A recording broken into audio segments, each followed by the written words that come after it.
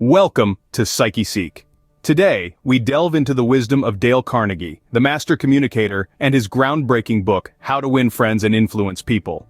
Written almost a century ago in 1936, this masterpiece continues to be a beacon of enlightenment for those seeking to enhance their interpersonal skills.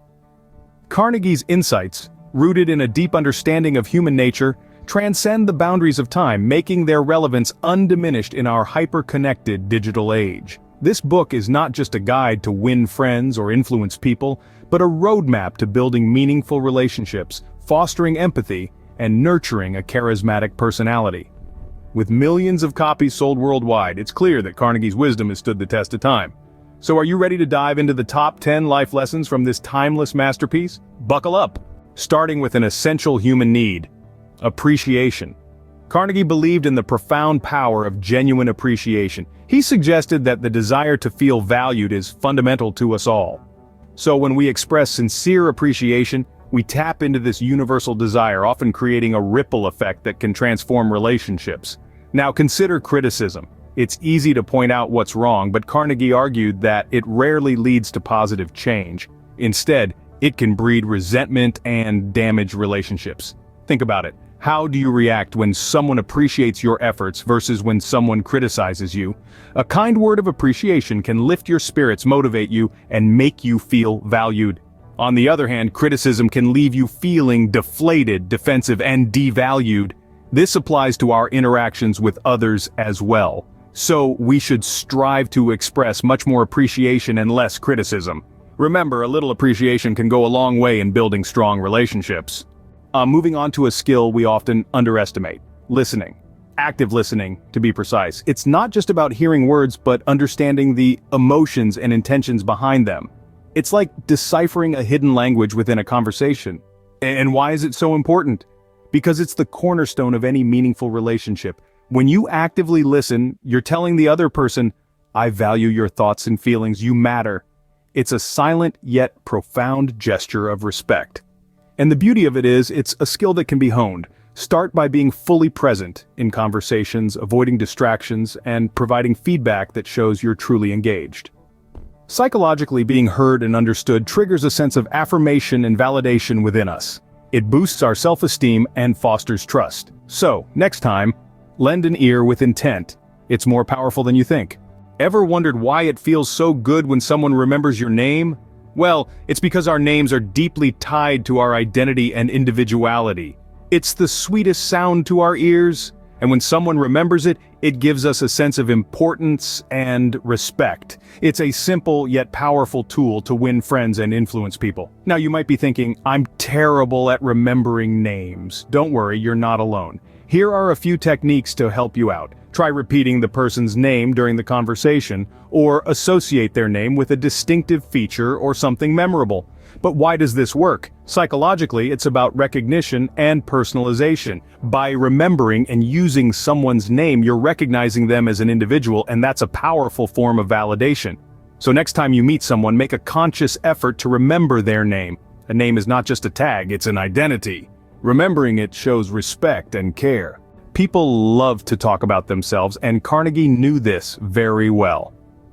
It's a simple truth, really. When we allow others to share their interests, their passions, and their stories, we're not just passively hearing them.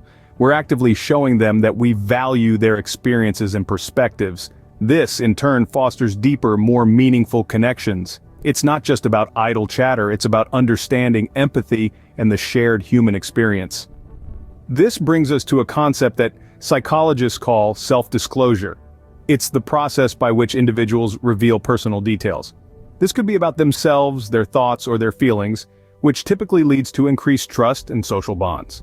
So, the next time you're in a conversation, try encouraging the other person to open up. Ask questions, show genuine interest, and let them take center stage. You might be surprised at the depth of connection you can achieve. Remember, everyone has a story to tell. All you need to do is listen.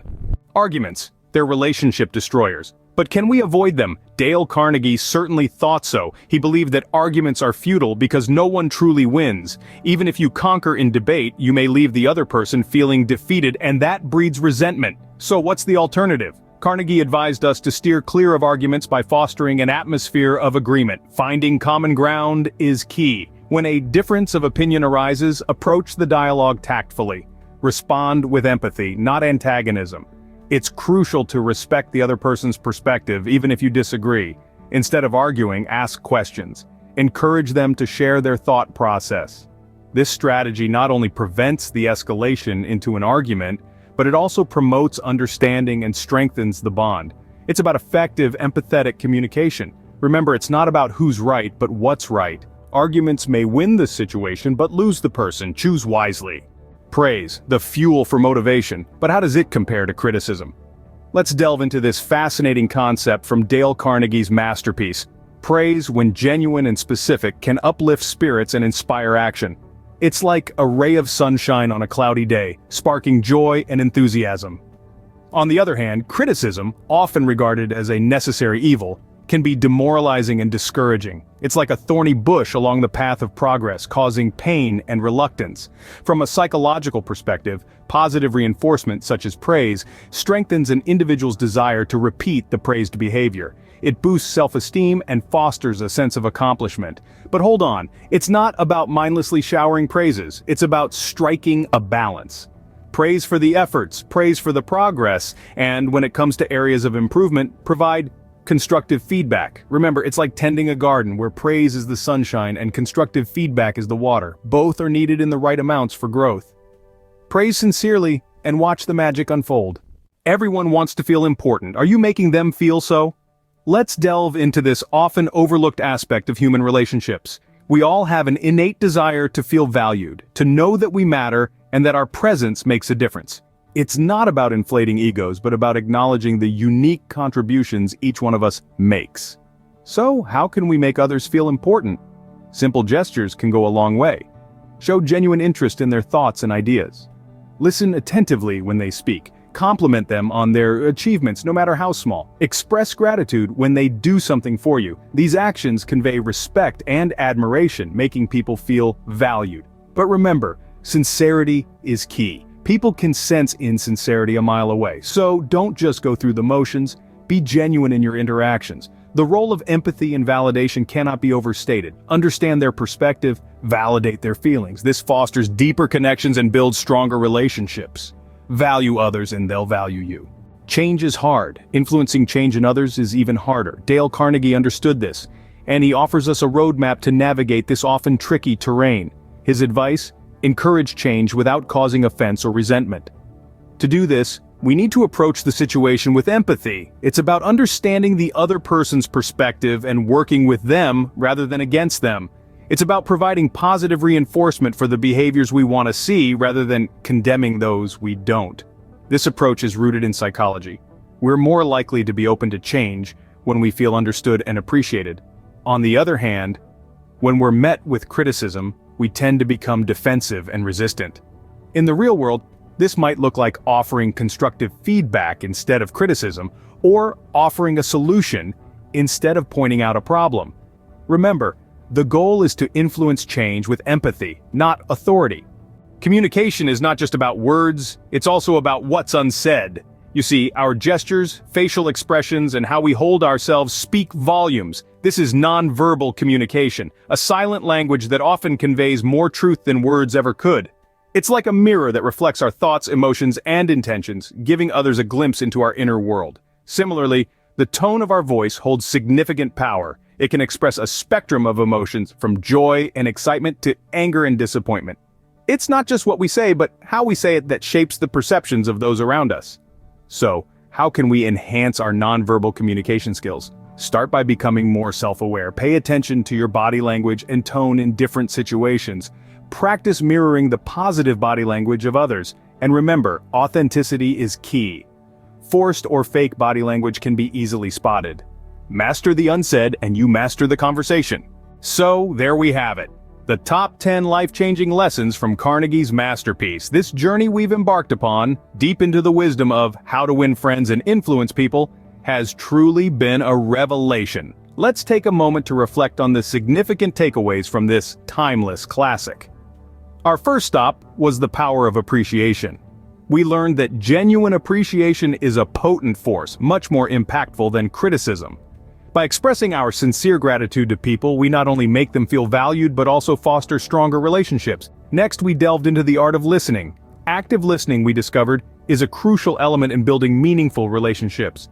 By truly hearing and understanding others, we validate their experiences and make them feel seen. It's not just about waiting for your turn to speak, it's about being present, engaged, and attentive to the other person's words. Then, we unearthed the magic of remembering names. As Dale Carnegie himself said, "A person's name is to that person the sweetest, most important sound in any language." Our names are intrinsic to our identity, and remembering them is a sign of respect and consideration.